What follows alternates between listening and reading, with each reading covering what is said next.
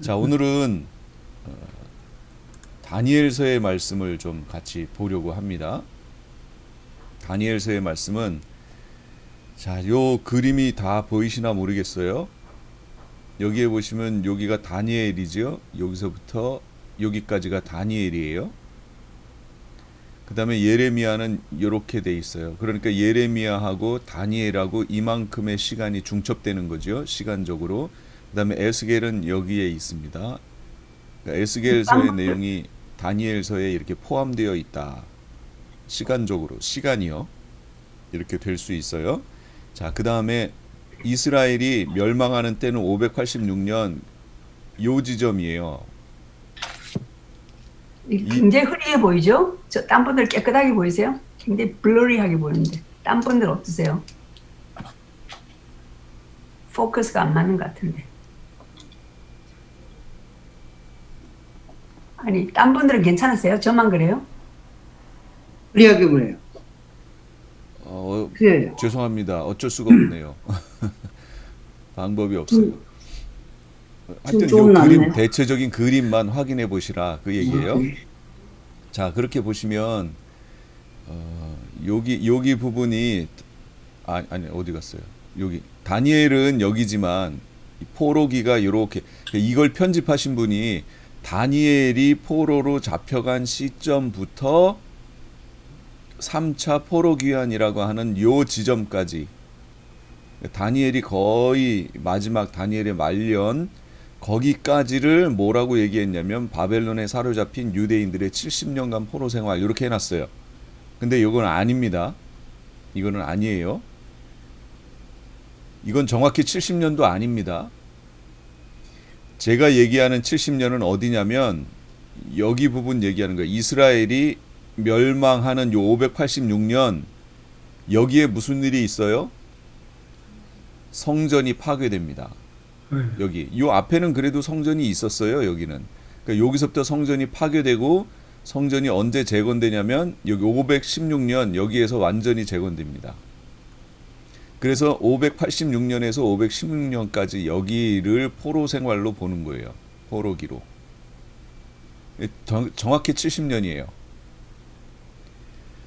지금 우리는 이 다니엘서를 통해서 요 처음 부분부터 3차 포로 귀환되어지는 이 부분까지를 볼 거고 이 사이 동안에 다니엘이 계시로 받은 그 내용들을 보고자 하는 거예요. 이건 뭐 그렇게 중요한 부분 아니니까 여기는 그냥 넘어갈게요. 자, 역사적 순으로 본 다니엘서의 개요. 다니엘서는 1장부터 12장까지 있는데요. 제가 지금 파란색으로 여기다가 써놓은 요 부분들, 이 부분들은 사건장이에요. 사건. 그래서 여기서 보면 다니엘과 세 친구 1장 뜻을 정함 다 아시죠? 그런 내용들. 3장 풀무불 사건, 4장 느부갓네살이 큰 나무의 꿈 꿨던 거, 5장 벨사살이 귀족 1000명을 데리고 성전 예루살렘 성전에서 가져왔던 기명을 사용해서 술 잔치를 벌였던 내용. 그래서 메네메네 데겔 우바르신이라고 하는 손이 나와서 벽에다가 글씨를 썼던 내용, 그런 거. 그 다음에 6장은 총리들이 시기해서 다니엘을 사자굴에 집어넣은 사건, 이런 사건들이에요. 사건이에요. 파란색은. 그럼 빨간색은 뭐냐? 요게 계시 부분이에요. 이 부분이. 그래서 우리는 파란색은 안 할 거예요. 파란색은 교회에서 다 들으시는 내용이니까 그건 빼고 빨간색 계시 부분을 할 겁니다. 이거는 교회에서도 목사님들이 잘 설교하시지 않으시는 부분들이에요. 왜냐하면 어느 하나만 설교할 수가 없어요. 설교를 하시려면 전체적으로 얘기를 해야 돼요. 왜냐하면 계시의 연속성 때문에 전체적으로 얘기를 하셔야 되고 특히 10장, 11장, 12장은 하나로 그냥 쭉 연결되어 있기 때문에 이걸 놓치면 이 부분을 이해하시기가 상당히 어렵다. 그리고 이 부분은 상당히 10장, 11장, 12장은 계시록의 부분과 연결해서 이해하지 못하면 설명할 수 없는 부분들입니다. 그렇기 때문에 일반적으로 교회에서 이 빨간색 부분 다니엘서에 있는 이 장을 설교하시기가 난해합니다. 아주. 그래서 우리는 요 빨간색 부분으로 된 부분들을 볼 거예요. 그런데 다니엘서를 읽어보시면 유독 다니엘이 아주 여러 왕들을 거쳐간다라는 것을 보실 수 있어요. 처음이 느부갓네살, 그 다음이 벨사살, 그 다음이 다리오, 그 다음이 고레스. 이렇게 네 왕을 거쳐간다. 그것도요, 왕만 거쳐가는 게 아니라 나라도 거쳐갑니다. 앞에 있는 느부갓네살, 벨사살은 바벨론 왕이에요. 그 다음에 다리오, 고레스는, 다리오 같은 경우는 메데, 바사, 과도 제국의 왕이었고, 고레스 같은 경우는 페르시아, 바사국이죠. 페르시아의 왕이에요. 그러니까 이렇게 여러 나라, 두 나라, 그것도 여러 왕을 거쳐간 그런 선지자는 없어요.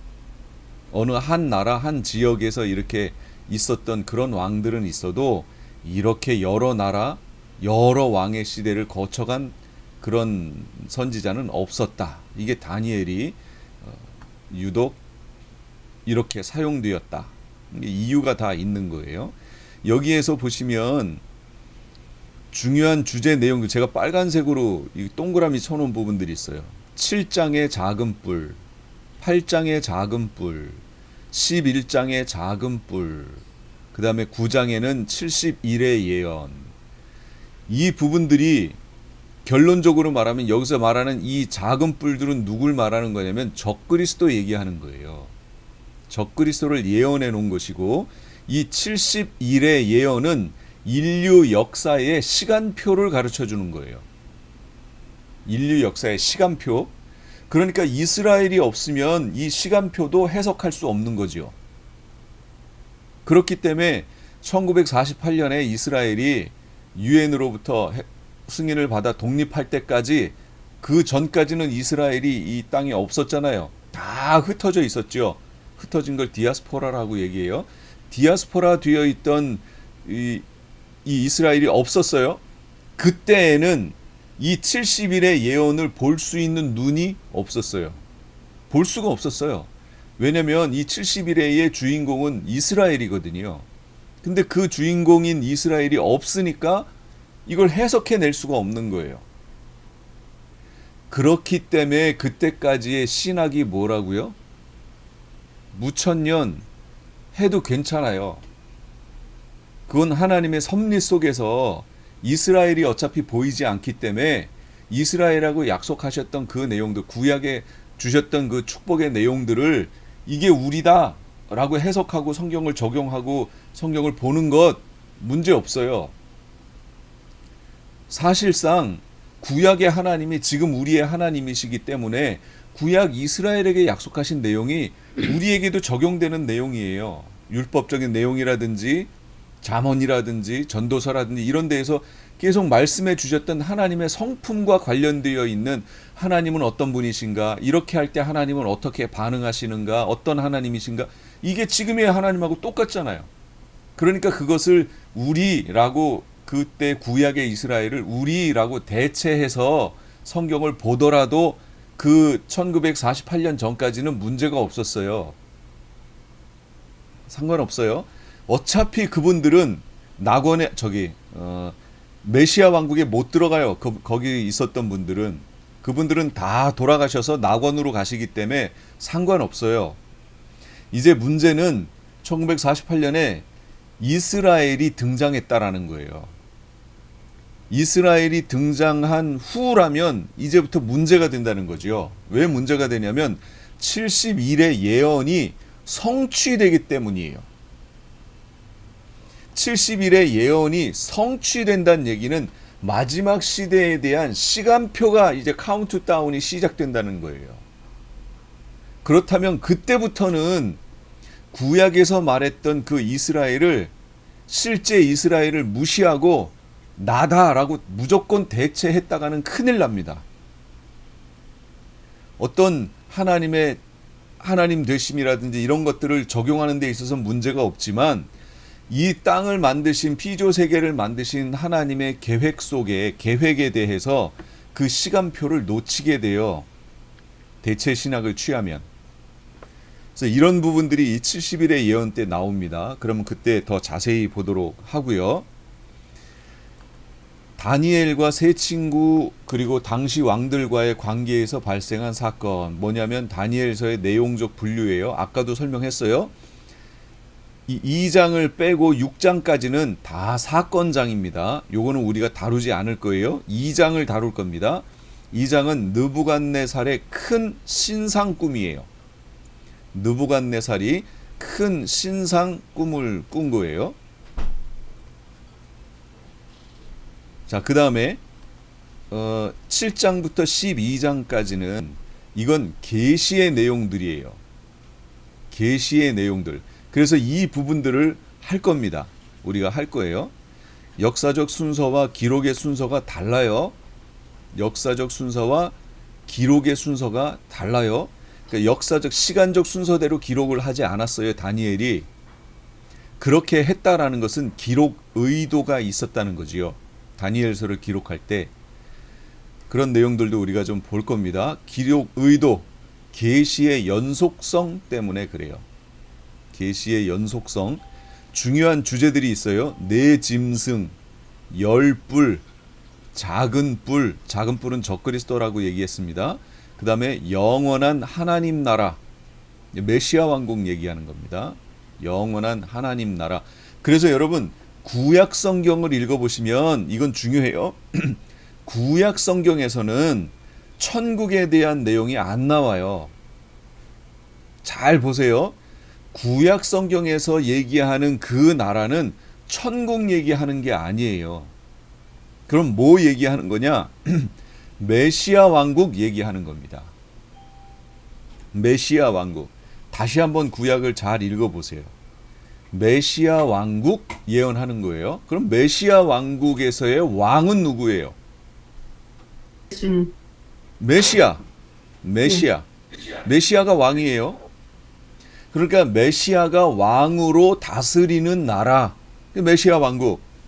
그걸 꿈꾸고 그게 계시되어 있는 게 구약이에요.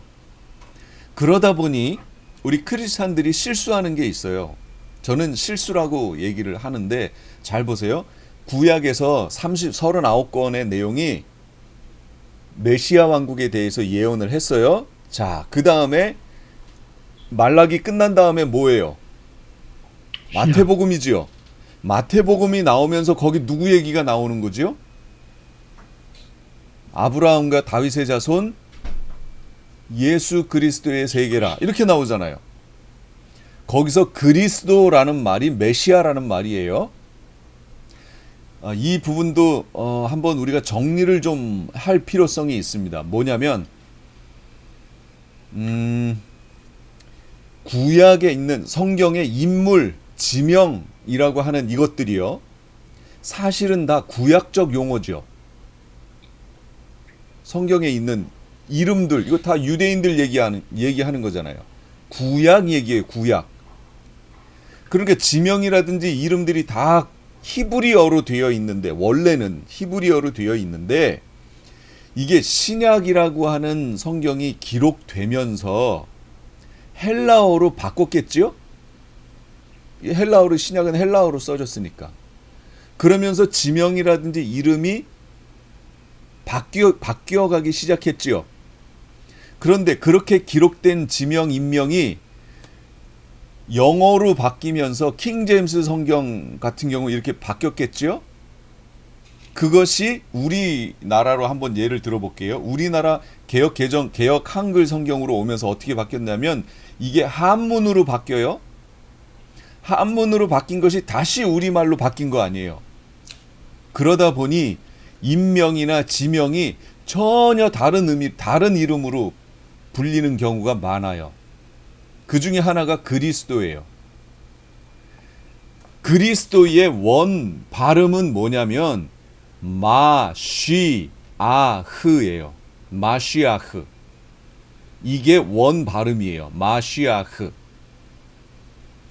요것이 메시아라는 이름으로 바뀌었고 요것이 헬라어로 바뀌면서 크리스토스라고 바뀌었고 이게 영어로 바뀌면서 크라이스트라고 얘기하게 됐고 한문으로 넘어오면서 그리스도가 되는 거예요. 그러면서 우리말로 그리스도가 된 거예요. 그러면 여러분 원래 이름은 마시아흐예요. 마시아흐. 근데 그리스도 비슷한 게 있나요? 비슷한 게 없어요. 근데 우리는 처음부터 개역 한글을 쓰기 시작하면서부터 그리스도라고 했기 때문에 그리스도 그렇게 하는 거지 사실상의 이름은 마시아흐예요. 그냥 가장 가깝게 하려면 메시아 이렇게 얘기해야죠. 그래서 메시아 왕국이라고 제가 얘기하는 거예요.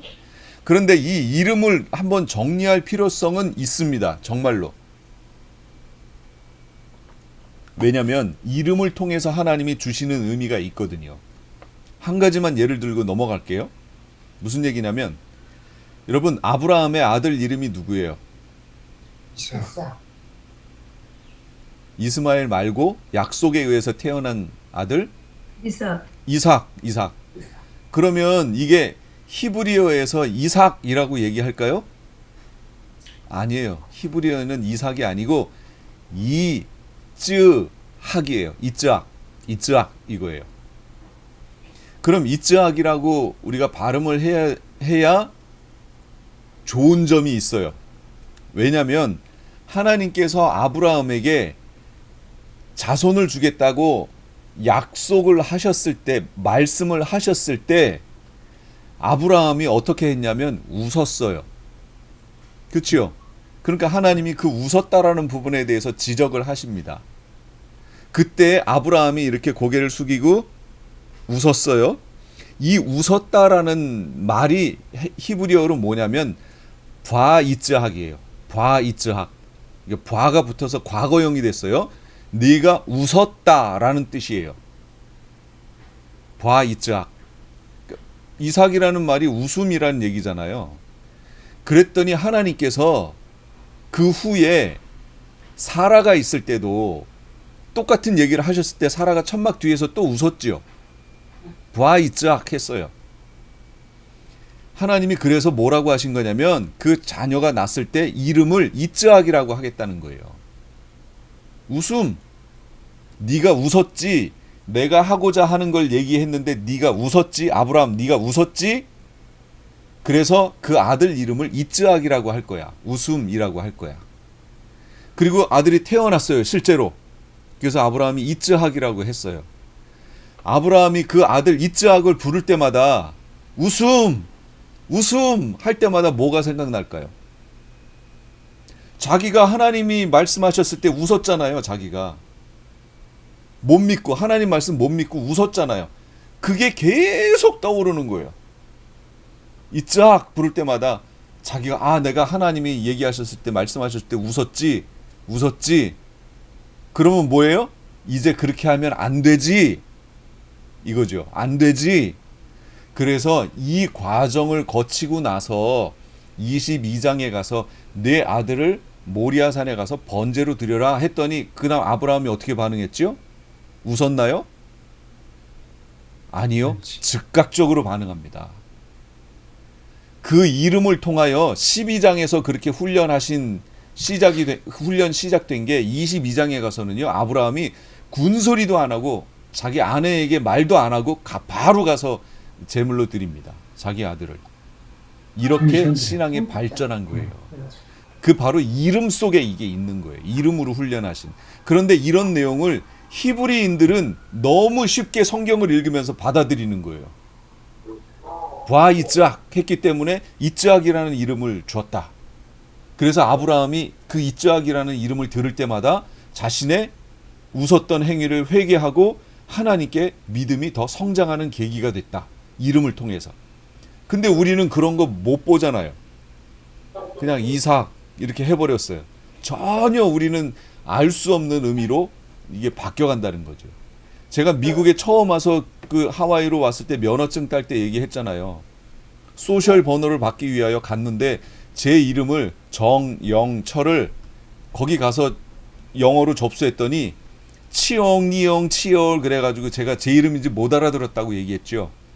그런데 지금 이게 뭐냐면 히브리어를 헬라어로 바꿨어요. 헬라어로 바꿨고 이게 영어로 갔어요. 영어 간 게 한문으로 갔어요. 그 다음에 우리말로 왔어요. 이 5번을 거쳤어요. 그러니 이 그러니까 원어의 그 이름의 뜻을 우리가 알아들을 수 있냐 그 얘기죠. 그 이름 속에도 하나님의 뜻이 담겼는데 이걸 우리는 다 놓쳤다는 거죠.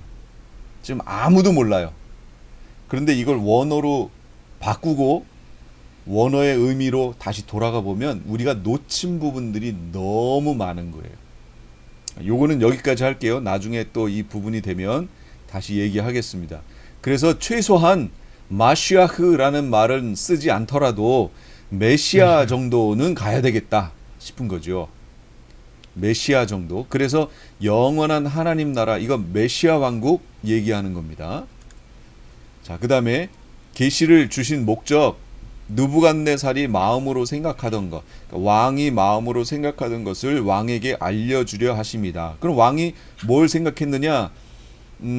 이 부분, 여기 느부갓네살 왕이, 여러분 한국에 교육방송이 있어요. 교육방송에서 만든 다큐멘터리에 가시면 이 바벨론 제국에 대한 다큐멘터리 만들어 놓은 게 있어요. 그거 한번 보시면 상당히 유익하실 거예요. 제가 찾으면 그 링크를 이 카톡에다가 걸어 드릴게요. 한번 관찰해 보세요. 그 바벨론 궁이요 어마어마했습니다. 정말로 어마어마했어요. 그 궁을 만들어 놓고요, 왕이 그 꼭대기에서 밑에를 이렇게 바라보는 거예요. 지금처럼 건물이 막 이렇게 올라가던 시대가 아니잖아요. 그런데 어마어마한 그 건물을 세워놓고 그 위에 올라가서 밑에를 이렇게 바라보면서 천하가 다 내 것이다 이렇게 보고 있었던 느부갓네살 왕 얘기하는 거예요. 그가 바벨론 제국이 세계 대제국으로 앞으로도 영원하기를 바라면서 있었겠지요. 이 나라는 내가 만들었다 이러고 있었겠지요. 그 부분에 대해서 이런 느부갓네살의 마음을 아신 하나님께서 인류 종말까지 알게 하신 거예요. 인류의 종말. 왜요? 인류 역사의 주관자는 오직 하나님이시다라는 것을 보여주시기 위했던 거예요. 주관자 되신 하나님을 드러내고 제사장 나라 역할을 해야 할 이스라엘 나라가 인류 역사 속에서 지금 사라졌잖아요. 포로로 잡혀갔지요. 예. 그러나 여전히 하나님의 섭리는 지속되고 있다. 이 세계를, 피조 세계를 다스리시는 하나님의 섭리는 지속된다라는 것을 지금 계시로 보여주시는 장면이에요. 자,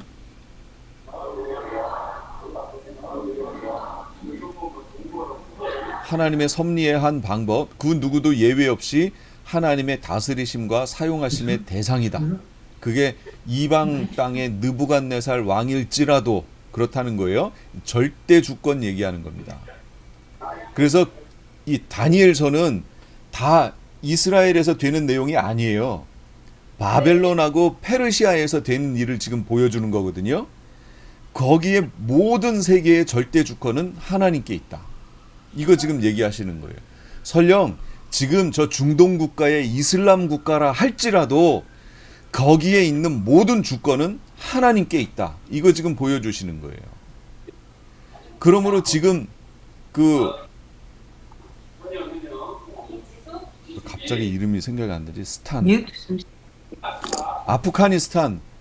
아프가니스탄에서 되어지는 그 일도 비록 이슬람 세력이 그 장악을 하고 하는 일이 벌어지고는 있지만 그 전체적인 섭리는 하나님의 섭리 가운데서 이루어지고 있다. 하나님의 섭리를 벗어난 일은 일어날 수 없다. 꼭 기억하세요. 준비된 하나님의 사람을 사용하셔서 이방 나라 중에서도 하나님의 하나님 되심을 드러내신다. 모세, 다니엘, 세 친구 이런 것들이죠. 이런 현상들. 오늘은 다니엘과 세 친구를 통하여서 지금 다니엘서를 보게 될 겁니다. 자, 그 다음에 다니엘의 등장. 바벨론 포로 생활에서부터 시작되지요. 14살에서 18살 정도 다니엘이, 지금 다니엘서에 기록할 당시 다니엘의 나이가 14살에서 18살 정도 이렇게 된다고 봐요. 일반적으로. 정확한 나이는 알 수 없어요. 왜냐하면 성경에 정확한 나이가 안 나왔기 때문에. 그래서 거기 있는 내용을 추론해 봤을 때 그 연령대를 표현하는 단어들이 있기 때문에 한 14살에서 18살 정도 됐을 것이다. 이렇게 추론합니다. 다니엘의 활동 기간은 BC 605년에서 535년이에요. 약 70년간 활동을 했어요. 그러니까 70년간 활동했는데 시작할 때가 14살에서 18이니까 최소로 잡아도 84살에서 88살까지 활동한 거예요. 그렇죠? 살아 있었던 거예요. 거의 90 가까이 살았다는 거죠. 이스라엘이 바벨론의 포로가 된 이유, 가장 중요하죠.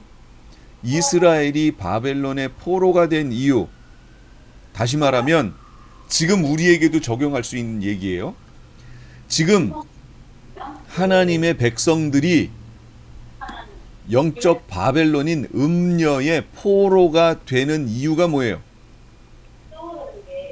여호와께서 이르시되 내가 북이스라엘을 물리친 것 같이 남유다도 내 앞에서 물리치며 내가 택한 이 성 예루살렘과 내 이름을 거기에 두리라 한 성전을 버리리라.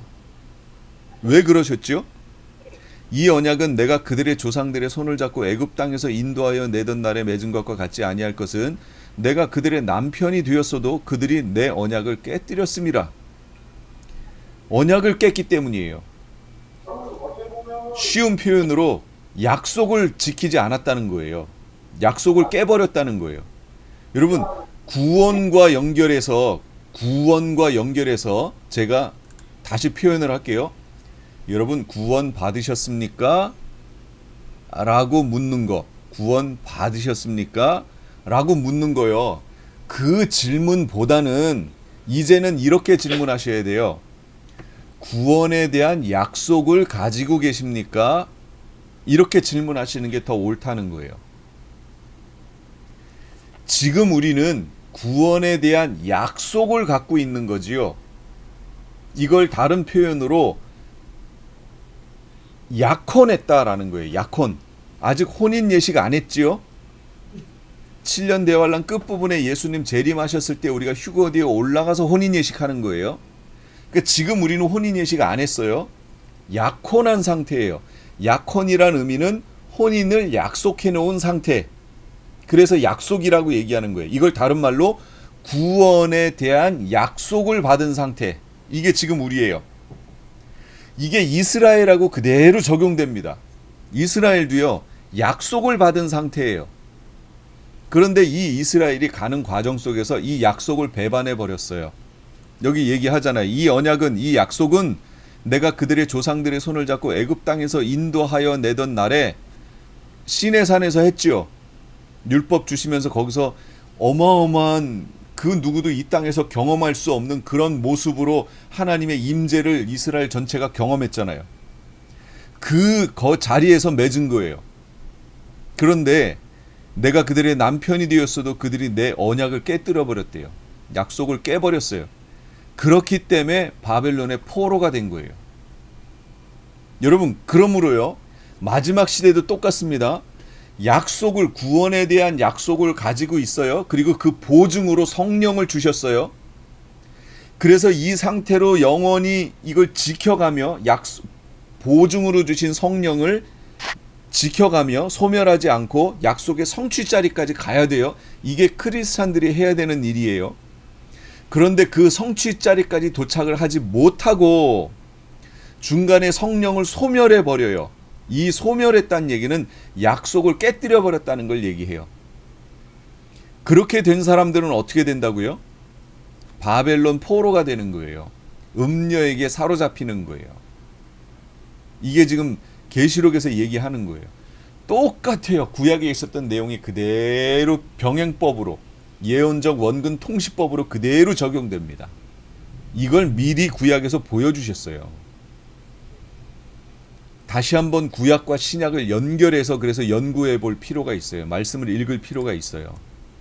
우상숭배 때문이에요. 어떻게 깨졌나요? 우상숭배예요. 그런데 지금 크리스찬들도요, 하나님의 약속 안에 있다고 하면서 우상숭배해요. 지금. 그러면서 우상 숭배 안 한다고 그래요.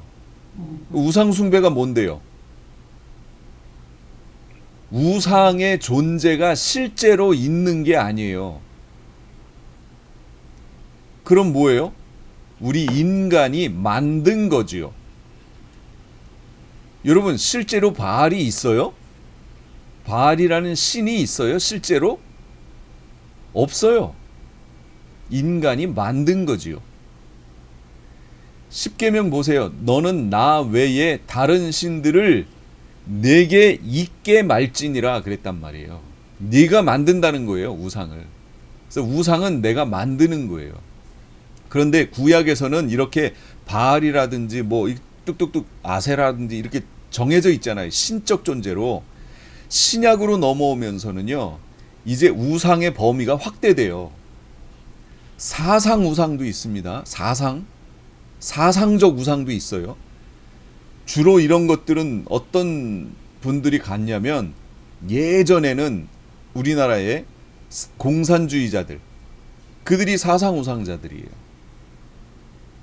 그쪽으로 치우쳐서 이 모든 걸 해석하는 사람들. 근데 그분들이 옛날에는 조금 공부를 했네 하는 분들이 좀 그러셨잖아요. 옛날에 한국에서. 사상 우상이에요. 그러면 공산주의만 그런가요? 아니요. 민주주의도 똑같아요. 그 반대급부도 똑같아요. 그러니까 제가 여기서 얘기할 때 저를 오해하신 분들이 계실지 모르겠어요. 사상적으로 한쪽으로 치우치는 거, 사회주의는 안 되고 민주주의는 되고, 그러니까 사회주의는 저 사탄이 만든 거고 민주주의는 하나님이 만들었고, 여러분 이렇게 하시면 안 돼요. 민주주의가 정말로 하나님이 만드신 거예요? 그럼 사회주의는 정말로 용이 만든 거예요? 저 사탄이 만든 거예요? 둘 다 하나님의 섭리 속에 이 땅에 있게 된 거예요. 사상 우상 있어요. 한쪽으로 치우치시면 안 돼요. 성경에는 제가 양쪽이 다 있다고 그랬잖아요. 다 있어요. 그러니까 한쪽으로 치우치지 마세요. 한국분들은 특히 어디로 치우치냐면 민주주의 쪽으로 다 치우쳐요. 왜 그럴까요? 한번 경험을 된통했거든요. 6.25라고 하는 걸 통해서 지금도 여전히 현존하고 있는 저 사회주의 국가가 우리 반쪽이잖아요. 그것 때문에 된통 경험을 한 바람에 이 반대급부로 치우쳐 있어요. 그러니까 성경의 내용을 보시면 돼요. 사상 우상에 빠지지 마시고, 그 다음에 지식 우상에 빠진 분들도 있어요. 지식. 성경도 지식적으로만 받는 거지요.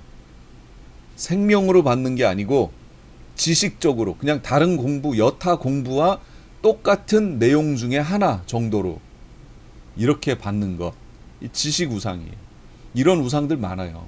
근데 크리스찬들이 이렇게 치우치는 경우가 많습니다. 그러니까 조심하셔야 돼요. 자, 계시문헌 해석 시에 주의사항 얘기했죠. 원근법이 있다고 얘기했어요. 원근법은 뭐냐면 계속 얘기했습니다. 이사야 11장 1절 이새의 줄기에서 싹이 나고 그 뿌리에서 한 가지가 나서 결실할 것이고 그의 위에 여호와의 영고 지혜 총명 뭐라 쭉 얘기했어요. 자, 이사야 11장 1절에서 2절은 예수님의 초림을 얘기한 거예요. 초림. 그럼 3절에서부터 5절은요. 재림. 이게 원근법이에요. 요 사이에 어떤 내용이 없는데 벌써 2000년이라는 기간이 시간대가 지나갔어요. 이걸 원근법이라고 얘기해요. 원근. 그러니까 멀고 가깝고를 얘기하는 거예요. 예언하시는, 계시하시는 방법 중에 하나예요. 어떤 시간적 내용을 거기다가 포함시키지 않고 그냥 예언을 하세요. 하나님은. 그러면 이게 그냥 보니까 연결되어 있는 것 같은데 1절, 2절은 초림의 예수님을 메시아를 설명해 놓은 거고 3절부터 5절은 재림의 메시아를 설명해 놓은 거예요. 2000년이나 벌어져요. 그런데 이런 관점을 취하지 못하면 어떻게 되냐면 2절하고 3절이 연결되어 있다고 생각하는 거예요. 바로 돼 있다 생각하는 거지요. 그렇기 때문에 이 부분을 누가 놓쳤냐면 누가 놓쳤을까요? 유대인들이 놓친 거예요. 하나님의 원근법적 방법을 놓쳐버린 거예요. 그러다 보니 초림의 메시아가 왔어요. 초림의 메시아가 오셨는데 그 초림의 메시아가 오셨으니까 어떻게 돼요? 이제 메시아 왕국이 펼쳐질 것이다. 이렇게 이해한 거예요. 이것이 지금 원근법을 그 유대인들이 잘못 해석한 거예요. 구약에는 제가 계속 얘기했죠. 천국 얘기 없다고 그랬어요. 메시아 왕국 얘기가 있다고 그랬어요. 그러니까 유대인들 입장에서 메시아라고 인정되면 곧바로 뭐가 펼쳐질 거라고 생각해요? 메시아 왕국이 펼쳐질 거라고 생각해요. 그런데 빌라도 법정 앞에 서 있는 예수님의 모습은 뭐예요? 왕의 모습이 아니잖아요. 예, 초라하게 서 있는 그분의 모습. 메시아인 줄 알았는데 아닌가? 이렇게 된 거죠. 그러면서 거기서 예수님을 초림의 메시아를 놓쳐버립니다. 뭐 때문에 그렇지요? 성경 계시가 원근법적으로 기록됐다라는 것을 놓쳤기 때문이에요. 자, 그 다음에 6절부터 나와 있는 9절까지의 이 내용은 이건 메시아 왕국 얘기예요. 바로 그 앞에 3절부터 5절까지가 메시아 재림의 메시아였잖아요. 메시아가 재림하시면 그 다음에는 메시아 왕국이 펼쳐지겠죠. 이게 성경의 얘기니까. 그러면서 그 메시아 왕국의 모습을 그때 이리가 어린 양과 함께 살며 표범이 자연 세계가 피조 세계가 회복되는 모습을 보여줘요.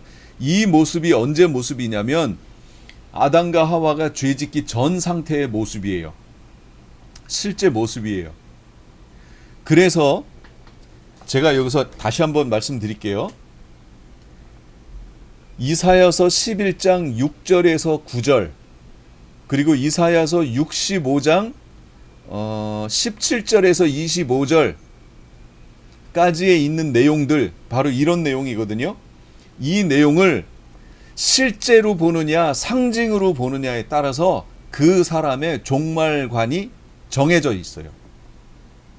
자, 그러면 여기 계신 분들은 여기 6절에서 9절 그때 이리가 어린 양과 함께 살고 표범이 어린 염소와 함께 눕고 송아지와 어린 사자와 살찐 짐승이 함께 있어 어린 아이에게 끌리며, 그러니까 어린 아이가 사자를 끌고 다닌다는 거예요. 실제로 이런 현상이 벌어질 거예요. 그런데 이것이 상징적 표현인가요? 아니면 실제적 내용인가요? 자, 상징적 표현이라는 건 이런 의미예요. 상징이라는 것은 메시아 왕국이 이렇게 좋은 곳이야 라는 것을 이런 표현으로 상징적으로 이렇게 좋아를 강조하기 위해서 표현했다. 요게 1번. 2번은 아니야. 진짜로 이렇게 되는 거예요. 어린아이가 사자를 진짜로 끌고 다니고 진짜 이렇게 되는 세상이야. 2번. 자, 1번과 2번 뭔가요? 2번. 2번이요. 우리는 훈련이 너무 잘 돼 있어요. 1번이라고 하시는 분들이 있어요. 지금 교회 가시면 대부분의 한국 교회에 있는 목사님들은 다 1번이라고 얘기합니다. 왜 1번이라고 얘기하냐면 이 메시아 왕국은 실제적 나라가 아니고 상징적 나라라고 이해하는 거예요. 다시 말하면 이사야서 11장 1절에서 2절은 초림이고 3절에서 5절이 재림이라고 하는 이 상황을 유대인들이 실수함으로 초림하신 메시아를 놓쳤잖아요. 근데 그 똑같은 실수를 지금도 하고 있는 거예요. 똑같은 실수를. 지금이 메시아 왕국이라고 얘기하는 겁니다. 이걸 상징이라고 보는 분들은. 그분들을 누구라고 얘기하냐면 종말론적 관점으로 그분들이 하는 것을 뭐라고 얘기하냐면 무천년적 관점이라고 얘기하는 거예요. 지금이 메시아 왕국이다. 지금이 천년왕국이다. 그러나 밀레니얼리즘이에요. 그러면 뭐냐면 이게 실제 천년이란 얘기가 아니고 상징적 천년이란 얘기라는 거예요. 그러니까 다 상징. 이 상징이라는 말을 강조하면 그분은 무천년주의예요. 지금 우리가 메시아 왕국에 살고 있대요. 뭐라고요? 그때 이리가 어린 양과 함께 살며 표범이 어린 염소와 함께 눕고 송아지가 어린 아이 쭉 이 내용, 내 거룩한 산 모든 곳에서 해됨도 없고 상함도 없고 이는 물이 바다를 더 큰 것 같이 여호와를 아는 지식이 세상에 충만할 것이라. 이 내용이 성취된 세상에 지금 우리가 살고 있다고 해석하는 거예요. 이게 무천년이에요. 이렇게 보는 신학을 뭐라고 얘기하냐면 칼빈주의라고 얘기하는 겁니다. 개혁주의 신학. 저도 개혁주의 했어요. 그러니까 얘기하는 거예요. 안 하고 제가 얘기했으면 비난한다고 얘기하겠죠. 아니요. 저는 개혁주의 공부한 사람이에요.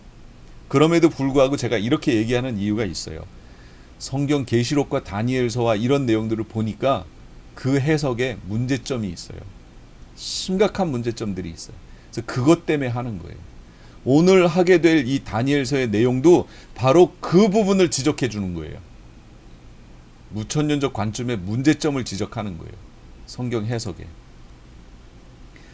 이스라엘이 이것을 놓쳤기 때문에 초림의 메시아를 놓친 거예요. 병행법이 있어요. 이건 넘어갈게요. 계속 얘기했던 부분들이라 여기만 얘기할게요. 헬라 시대에 다니엘에게 예언하셨던, 이제 우리가 볼 거예요. 다니엘에게 예언하신 내용이 헬라 시대 BC 171년, 그러니까 약 379년 후지요. 380년, 약 400년 후에 성취됐어요. 다니엘에게 예언하신 내용이 성취됐어요. 무슨 내용이 성취됐냐면 예루살렘이 군대들에게 에워싸였고 성전이 멸망에 가증한 것이 성전에 세워졌어요. 이 내용이 성취됐어요. 그런데 200년 후에 오신 예수님께서 다니엘에게 말한 바 하시면서 똑같은 얘기를 다시 반복하시는 거예요. 아니 그건 성취됐는데 똑같은 걸 또 반복하세요. 그리고 그것이 AD 70년에 또 성취됩니다. 예수님 돌아가시고 약 40년 후에. 근데 그때 성취된 내용을 보니까 뭐라고 하냐면 군대들에게 에워싸였고 예루살렘이, 그다음에 성전에 가증한 것들이 세워졌고 그 다음에 성전이 돌 위에 돌 하나도 남지 않고 다 무너졌어요. 여기까지 성취됐어요. 뭐가 안 됐냐면 큰 환란, 대환란이 있을 거고 그 다음에 천국 복음이 온 세상에 전파될 것이고 그 다음 예수 그리스도가 재림하실 거라는 이 내용이 성취가 안 됐어요. 그렇다면 우리가 예상할 수 있는 건 뭐지요? 아, 예수님이 말씀하신 그 내용이 저 후에 가서 또 성취되겠구나. 그래서 이걸 예언적 원근, 멀고 가깝고 원근 통시법이라고 얘기하는 거예요.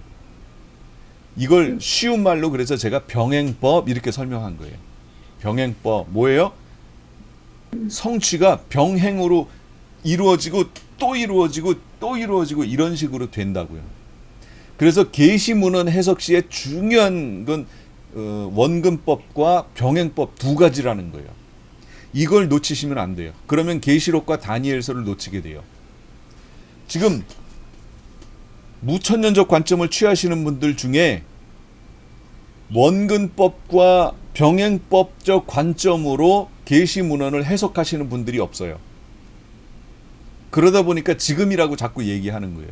엉뚱하게. 성경을 보지 못하고. 제가 이걸 계속 강조하는 이유가 있어요. 계시록과 다니엘서 뿐만 아니라 에스겔서라든지 이사야서, 예레미야, 여기에 마지막 시대에 대한 예언이 나와 있는 부분들을 해석하시려면요, 원근법하고 병행법을 알아야 설명할 수 있어요. 그걸 강조하기 위해서 그래요. 자, 계시문헌 해석 시 주의사항, 병행법. 계시된 역사적 관점으로 봤을 때 헬라의 안티오쿠스 에피파네스, 누구냐면 이 계시된 역사적 관점으로 봤을 때 헬라 시대에 있었던 존재가 있어요. 안티오쿠스 에피파네스라고 하는 그 헬라의 왕이 있습니다. 이 사람이 종말 계시적 관점으로 봤을 때 적그리스도를 얘기한다, 그 얘기예요. 요걸 이제 우리가 보게 될 것이다. 그리고 이걸 작은 뿔이라고 부른다. 이런 것들이 원근법으로 병행법으로 등장하는 거예요. 이런 내용을 우리가 앞으로 공부하게 될 겁니다. 종말 계시 내용 자체를 현재에 적용할 때 주의사항, 이유가 있어요. 종말 계시 내용은 그 자체로서 구속사적 내용을 서술하고 있기에 중요한 내용이에요. 자체로서 현재에 적용하다 보면 종말에 대한 계시 자체가 약화돼요. 무슨 얘기냐면 종말 계시 내용은 마지막 시대에 대한 내용이 구체적으로 기록되어 있는 내용이에요. 이거 변개시키면 안 되거든요. 그런데 계시록이라든지 다니엘서의 계시 부분을 목사님들이 읽고 요걸 현재에다가 적용한단 말이지요. 그렇게 되면 현재에는 적용할 수 있게 되는데 무슨 문제가 생기냐면 이 내용은 종말에 대한 계시라고 얘기했잖아요. 이 종말에 대한 내용이 희미해져요. 희미해져. 다 현재로만 적용하려고 해요. 그래서 종말 계시 내용 자체를 현재에다가 적용할 때는 주의해야 돼요. 정 모르겠으면 아예 현재에다가 적용을 안 하는 게 좋아요. 그냥 그 내용은 종말에 적용할 내용이다라고 놔버리는 게 좋아요. 왜냐면 그렇게 될 거기 때문에. 그런데 이것을 적용하겠다고 현재로 가져와서 적용을 하면서 현재에다가 맞춰서 자꾸 설명을 하면 어떤 현상이 나타나냐면 종말에 대한 내용이 희미해져요. 그래서 성도들로 하여금 소망이 약화되는 거예요. 이 현상이 어디 나타났느냐? 무천년적 관점을 얘기하는 분들에게서 나타난 거예요. 여러분, 교회 가셔서 잘 들어보세요. 예수님 재림에 대한 얘기가 없잖아요. 왜 없어졌지요? 종말 계시의 내용들을 다 현재로 가져와서 해석해 버려요. 제가 그래서 계시록을 얘기하면서 현재로 가져와서 적용을 잘 안 했던 이유가 바로 이거예요.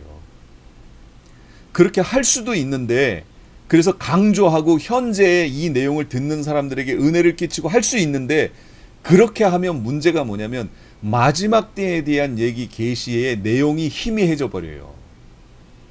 이게 지금 교회가 저지르고 있는 큰 실수라는 거예요. 그러니까 이걸 들으시면서 다니엘서도 1장부터 6장까지 2장 빼고 6장까지는 사건이고 그거는 놔두고, 그래서 2장 7, 8, 9, 10, 11, 12를 제가 한다고 한 이유가 있어요.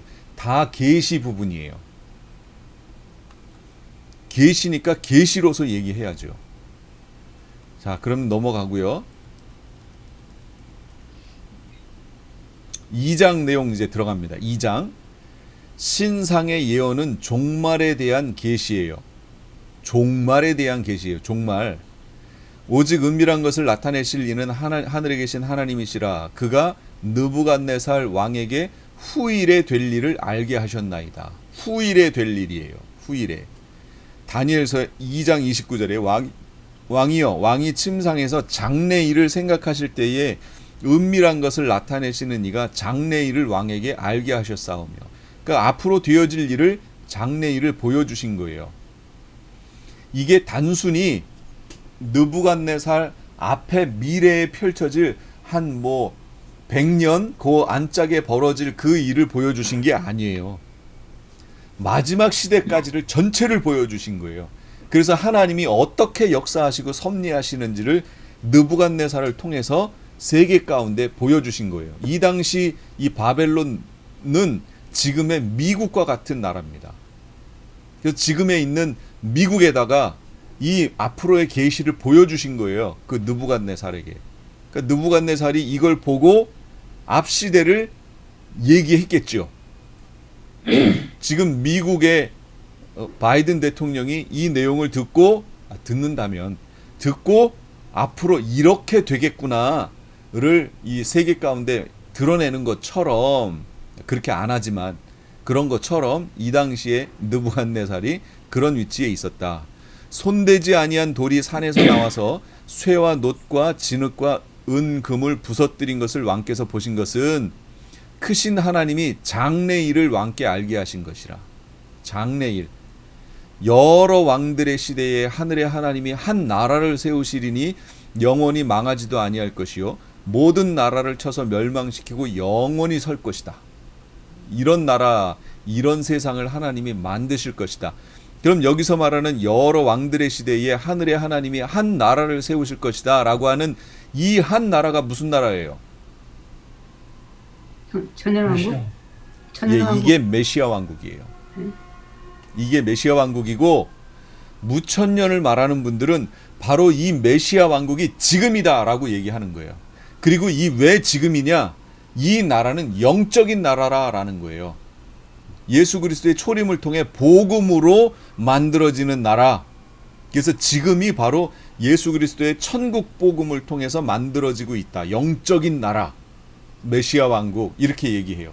그래서 아까 이사야 11장 65장에 있는 그런 회복되는 모습을 보고 그건 상징이다 라고 얘기하는 거예요. 이렇게 좋은 나라가 지금이다 라고 얘기하는 겁니다. 이해가 되시죠? 한편으로는 이해돼요. 상징으로 본다는 그 관점에서는. 그러나 저는 아니라고 그랬습니다. 제가 왜 아니라고 얘기하는지가 바로 2장에서부터 나와요. 그걸 증명하는 거예요. 메시아 왕국은 실제적인 나라고 메시아가 재림하셔야 펼쳐지는 나라예요. 지금 메시아는 어디 계시다고요? 하나님 우편에. 예, 하나님 우편에 앉아 계세요. 왜냐하면 내가 너의 원수로 너의 발등상 되게 하기까지 너는 내 우편에 앉아 있으라 그러셨잖아요. 성부 하나님이. 그러니까 성경의 모든 내용을 통해서 봤을 때 지금은 메시아 왕국이 아닙니다. 지금 메시아는 하나님 우편에 계세요.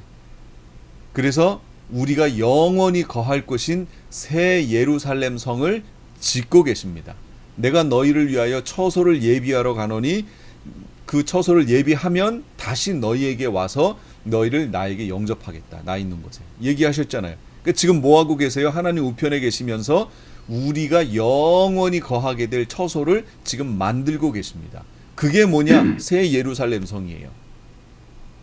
그러니까 성경의 모든 내용을 봤을 때 우리 지금 약혼 상태요. 예수님이 재림하셔야 혼인이요. 결혼식이요. 지금 예수님은 메시아는 하나님 우편에서 영원한 도성을 만들고 계시고 이런 모든 내용을 취합해 봤을 때 지금은 메시아 왕국이 아니라는 거죠. 언제냐? 메시아의 재림 때다. 성경이 그걸 얘기한다는 거예요. 해석의 문제점. 다니엘서 2장 해석의 문제점이에요. 왕의 꿈 해석을 놓고 신학자들 간에 상이한 해석을 해요. 무슨 얘기냐면 머리부터 종아리까지는 똑같아요. 이거는 이견이 거의 없어요. 간혹가다 이견을 다는 분들이 있는데 그분들은 누구냐면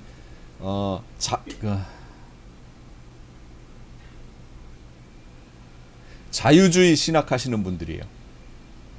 자유주의 신학하시는 분들이 가끔 가다가 이거를 다른 방향으로 자꾸 해석을 해요. 자유주의 하시는 분들이 발 부분, 이 발 부분이 달라요. 이걸 어떻게 해석하느냐. 자, 발이 네 번째 나라인가 다섯 번째 나라인가에 따라서 이 해석이 이 느부갓네살 왕이 꾼 꿈, 큰 신상 꿈이 내용이 달라집니다. 발을 종아리에다가 포함시켜서 네 번째 나라로 해석하게 되면 뭐가 되냐면 무천년적 해석이 돼버리는 거예요. 그런데 그 발을 다섯 번째라고 해석하여 다섯 번째 나라다라고 해석하면 그게 뭔 해석이냐면 전천년적 해석이 되는 거예요. 저는 뭐라고 설명할 거냐면 이 발이 다섯 번째 나라라고 증명할 거예요. 성경을 통해서. 이제부터 보세요.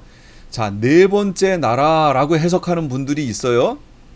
일반적으로 칼빈주의적 관점을 취하는 분들, 개혁주의 신학, 장로교 신학 이렇게 얘기하는 분들이 이 네 번째 나라라고 해석합니다.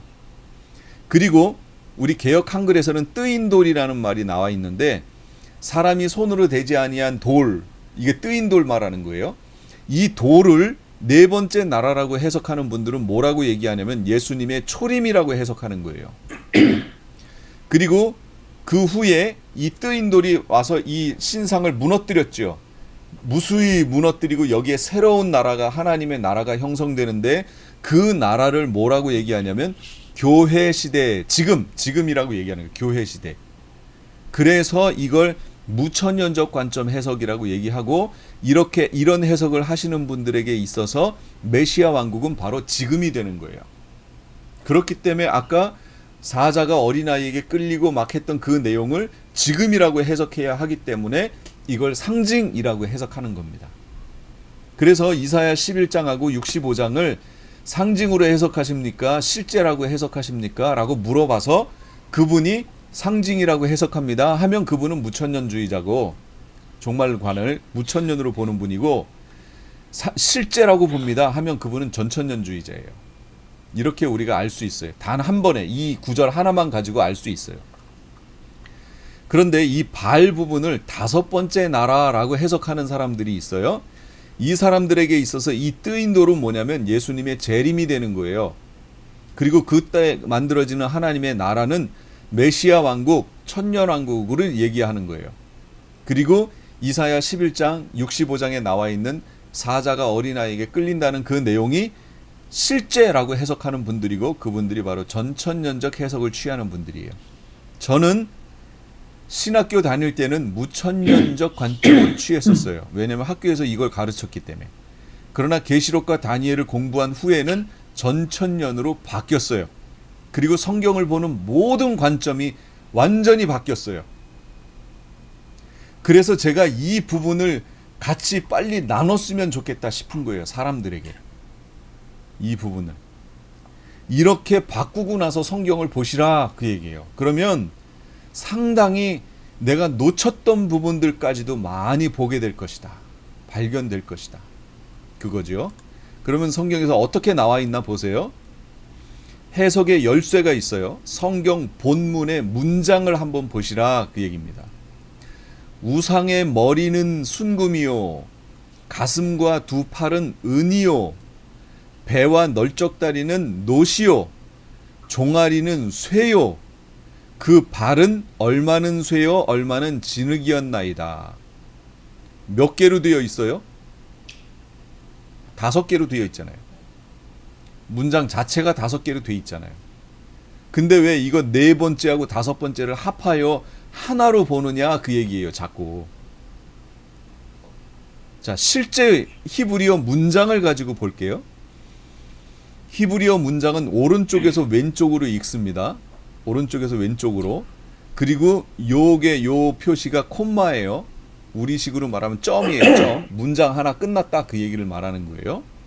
자, 그럼 여기서부터 32절부터 시작해가지고 이렇게 와서 하나 끝났어요. 그럼 요게 한 문장이죠.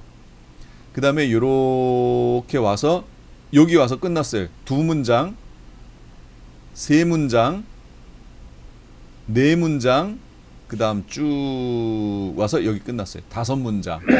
히브리 원어도 5문장으로 되어 있다는 거죠.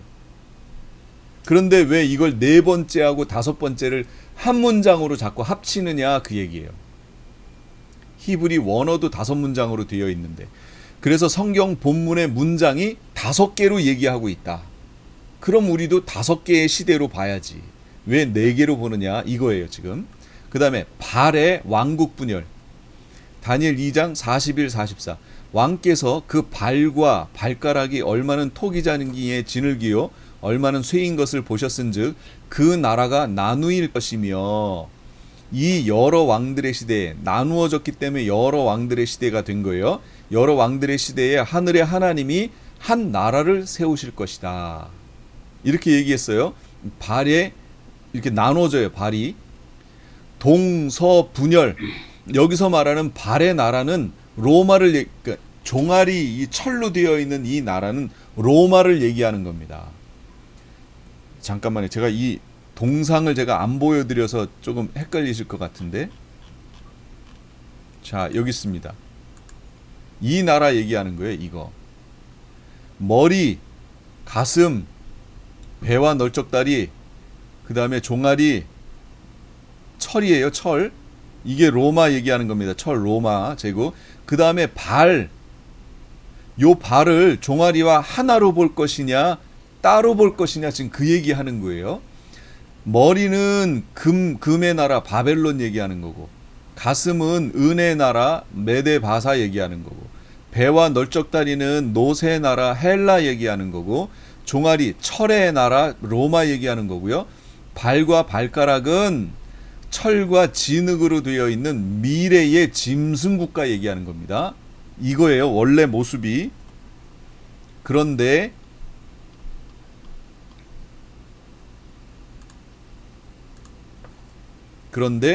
성경 이제 발의 왕국 분열 얘기하면서 제가 동서 로마 분열 얘기했죠. 발과 발가락에 얼마가 토기장이의 진흙과 얼마는 쇠인 것을 보셨은즉 그 나라가 나누일 것이며 할 때 이 그 나라는 뭘 얘기하는 거냐면 종아리의 나라인 로마를 얘기하는 거예요. 종아리의 나라인 로마가 나누어져서 발가락의 나라로 바뀐다는 걸 얘기하는 거예요. 그럼 종아리가 로마가 나누어지는 거지요. 그럼 로마가 역사 속에서 나누어지는 걸 찾으면 될 거 아니에요. 시간 속에서. 그러면 이게 초림을 말하는지 재림을 말하는지를 알 수 있어요. 그런데 동서 로마 분열 시점이 AD 395년이에요. 여러분 예수님 초림은 언젠데요? 예수님 초림은 AD가 시작할 때 아니에요. 그런데 지금 동서 로마 분열 시대는 AD 395년이라니까요. 예수님이 초림하시고도 약 400년이 지난 후에요. 그런데 이 나라가 나누이는 것을 예수님의 초림이라고 얘기할 수 있을까요? 지금 이 그림상 그 나라가 나누어져서 여러 왕들의 시대가 펼쳐지고 그 다음에 뜨인 돌이 와서 이 동상을 무너뜨리는 거거든요. 시점이. 그런데 나누어지는 시점이 역사 속에 AD 395년인데 그 나눠진 후에 뜨인 돌이 나타나서 이걸 깨야 되잖아요. 근데 이 뜨인 돌을 예수님의 초림이라고 얘기할 수 있냐 그 얘기죠. AD 395년 후인데 이걸 초림이라고 얘기할 수가 없다는 거죠.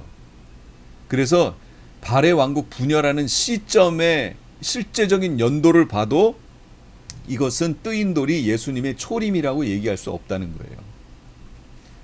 발을 무너뜨린 시점, 손대지 아니한 돌이 나와서 이걸 발을 무너뜨렸어요. 아니 이 동상 신상을 무너뜨려요. 이 여러 왕들의 시대에 하늘의 하나님이 한 나라를 세우시는데 이것은 영원히 멸망하지 않는 나라예요. 무너뜨린 아까도 얘기했죠. 연속해서 서로마가 멸망하는 시점은 AD 476년이에요. 동로마는 1453년에 망해요. 뜨인 돌이 와서 이걸 무너뜨려야 되잖아요. 그런데 이렇게 476년 1453년에 가서 이걸 무너뜨려야 되는데 이 뜨인 돌을 예수님의 초림이라고 얘기할 수 있냐 그 얘기죠. 말이 안 된다는 거죠. 역사 속에 적용해 봤을 때. 그러므로 이거는 네 나라로 해석하면 안 된다. 어떻게 해야 돼요? 5개의 나라로 해석해야 된다. 그럼 5개의 나라로 해석하게 되면 자연스럽게 전천년적 관점으로 갈 수밖에 없다. 현재 유럽 국가들로 존재해요. 이렇게 나누어진 동로마 서로마 국가들이 나눠졌다고 그랬죠. 그런데 이것이 현재 유럽 국가들이에요. 영국, 네덜란드, 벨기에, 룩셈부르크, 프랑스, 독일, 포르투갈, 스페인, 이탈리아, 그리스로 이 나누어진 로마가 흩어졌어요. 그래서 각각의 나라를 형성했어요. 이 나라들을 뭐라고 얘기하냐면 지금은 WEU라고 얘기해요. 웨스트 EU예요. 그런데 초창기에는 웨스트 EU라고 안 그랬었어요. 그냥 EU라고 불렀었죠. 왜냐하면 그냥 EU라고 불렸던 이유는요. 독일이라고 하는 나라가 동독하고 서독으로 나눠져 있고 막 이럴 때 이 독일이라는 나라가 1, 2차 세계대전을 열잖아요. 이것이 유럽을 장악해 나아갈 때 웨스트 EU가 WEU가 다시는 이제 독일의 침략을 받지 않도록 연합체를 구성하자 해서 독일의 서쪽에 있는 나라들이 연합체를 구성한 거예요. 이게 웨스트 EU예요. 그리고 이 나라들이 바로 로마가 분열되면서 나아가서 만들어진 나라들이에요. 이렇게 형성이 돼 있었는데 아니 어느 날인가 독일이 이 웨스트 EU에 가입해 버리는 거예요. 아니 웨스트 EU가 형성된 게 뭐예요? 독일 때문에 만들어졌는데 독일이 나중에 여기에 가입을 해버려요. 그러니까 웨스트 EU라고 하는 그 의미가 퇴색돼 버렸죠. 그러면서 그때부터 웨스트 EU가 갖고 있던 헌장이 있거든요. 이걸 가지고 지탱해 오고 있었는데 요것이 이제 희미해지고 EU, 유럽 전체의 국가로 확대된 거예요. 그래서 지금은 그냥 EU라고 얘기해요. 유럽 연합 국가 EU라고 얘기하고 이 국가가 지금은 10개국이 아니라 엄청나게 많은 나라로 바뀌었어요. 그래서 EU 유럽 연합 공동체가 됐어요. 근데 거기에서 지금 블랙시트 했죠. 영국이 빠져나온 거지요. 이런 식의 그 나라가 지금 형성되어 있습니다. 성경은 이 여러 나라의 시대에라고 얘기하고 있는 거예요. 그 시대에 예수님이 오신다라고 지금 얘기하고 있는 겁니다. 지금 이제 그 시대로 가고 있는 거예요. 계시록이 입증하고 있어요. 지혜 있는 뜻이 여기 있으니 이 그 일곱 머리는 여자가 앉은 일곱 산이요 또 일곱 왕이라 다섯은 망하였고 하나는 있고 다른 하나는 아직 이르지 아니하였으나 이르면 반드시 잠시 동안 머무르리라. 무슨 얘기예요? 계시록의 내용을 잘 보세요. 계시록은 로마 시대에 기록됐어요. 사도 요한에 의해서. 그런데 그 요한이 뭐라고 얘기하냐면 일곱 왕이라 다섯은 망했고 다섯은 망했어요. 아까 그 그림 속에서 쭉 얘기하면 로마 시대 전까지 있는 헬라 시대까지를 얘기하는 거예요. 헬라, 바벨론, 헬라, 메데바사, 바벨 거꾸로 하려니까 헷갈리네. 헬라, 메데바사, 바벨론, 그다음 뭐예요? 아수르, 애굽 이렇게 5개는 망했어요. 망했어요. 그 다음에 하나는 있고 그 하나가 뭐예요? 로마. 로마는 있고 다른 하나는 아직 이르지 않았어요. 지금 예수님이 초림하셔서 사역을 끝내고 승천한 후인데도 지금 요한이 뭐라고 그래요? 그 나머지 하나는 아직 이르지 않았다라고 지금 얘기해 주잖아요. 그게 바로 다니엘서에 있는 5번째 발의 나라 얘기하는 거예요. 발. 그 나라. 아직 이르지 않았다라고 지금 얘기하잖아요. 그러니까 이걸 초림이라고 얘기하면 안 된다는 거지요.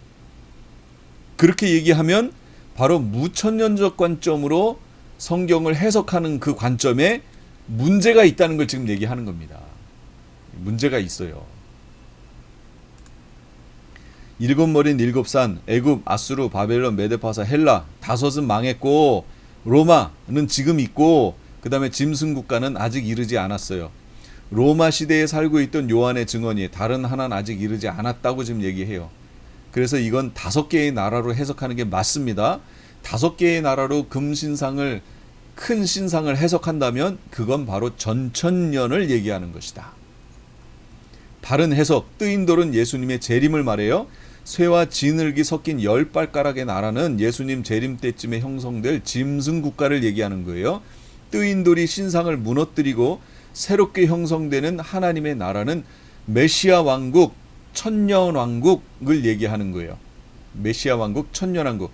그래서 그림이 이렇게 돼요.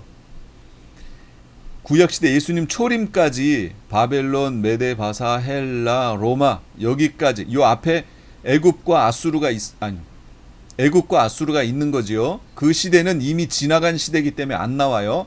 이 신상은 바벨론 시대에 주신 환상 계시기 때문에 머리, 가슴팔, 배, 종아리까지 로마 시대까지 다 나왔어요. 그 다음에 발의 시대가 언제냐? 짐승 국가 시대, 7년 환란 시대. 아직 나라를 얻지 못하였으나 짐승이 등장하면 잠시 동안 한 프레이즈 동안, 그래서 그걸 후 3년 반이라고 얘기하는 겁니다. 후 3년 반 동안 잠시 나라를 갖게 될 것이다 라고 얘기한 그 나라, 짐승국가, 발의 나라 얘기하는 거예요. 발. 그리고 뜨인돌이 왔어요. 그 뜨인돌이 누구라고요? 바로 예수님의 재림. 예수님의 재림. 그리고 메시아 왕국이 펼쳐지는 거예요. 이 관점을 뭐라고 얘기하느냐? 이걸 전천년적 관점이라고 얘기해요. 성경의 모든 내용은 이 전천년적 관점으로 기록되어 있습니다. 이걸 놓치시면 안 돼요. 이걸 놓치시니까 자꾸 한 번 구원이 영원한 구원이라든지 뭐 이런 얘기를 하게 되는 거예요. 그래서 너무 안타까워요. 성경에 구원을 상실한다는 내용이 얼마나 많이 나와 있는데 그런 걸 다 놓치고서, 그러니까 저는 너무 안타까워요. 그런 부분들이. 왜 성경에 있는 부분들을 무시하고 본인들의 신학으로 모든 걸 그렇게 해석을 해버리느냐, 그 얘기예요. 너무 안타까워요, 진짜로. 이 그림입니다. 신상 예언이. 그래서